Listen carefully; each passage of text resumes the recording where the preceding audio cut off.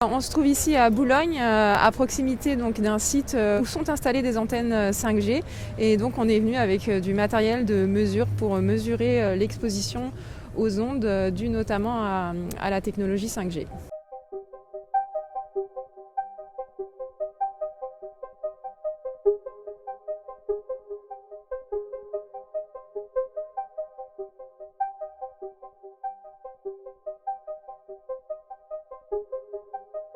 On vient mesurer le niveau d'exposition pour vérifier qu'il est bien en dessous des valeurs limites réglementaires. Alors, elle dépend des fréquences, et pour cette fréquence-là, elle est de 61 volts par mètre. Et sachant que ces niveaux d'exposition, ils sont établis en prenant une certaine marge par rapport aux effets sanitaires. Donc c'est pas parce qu'on dépasse les 61 volts par mètre que tout de suite on brûle. Et donc là, ce qu'on mesure, c'est qu'en l'absence de sollicitation du trafic, comme il n'y a pas encore beaucoup d'utilisateurs 5G, on n'a pas d'émissions, et le niveau d'exposition est très très faible. On est en dessous de 0,1 volts par mètre. Donc ensuite, ce qu'on va faire, c'est qu'on va télécharger un fichier pour solliciter l'antenne.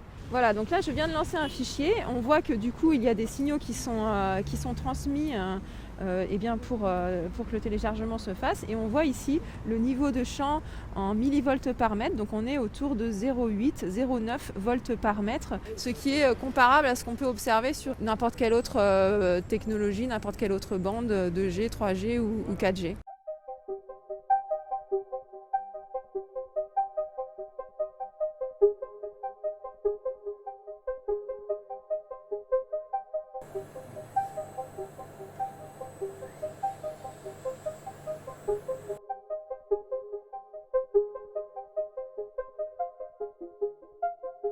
Cet appareil de mesure, c'est un scanner de champ électromagnétique composé de mannequins anthropomorphiques qui représentent ici le corps, qui représentent la tête, et qui sont associés à un robot qui vient manipuler le téléphone mobile pour le positionner en face de ces scanners de champ électromagnétique dans toutes les positions demandées par la norme. Ici, on va s'intéresser vraiment à la mesure des téléphones mobiles, et en particulier de la grandeur de DAS. Le DAS, c'est la mesure qui quantifie la quantité d'ondes absorbées par le corps humain. Les seuils de DAS maximum à ne pas dépasser sont de 2 watts par kilo à la tête, au buste, et de 4 watts par kilo aux membres.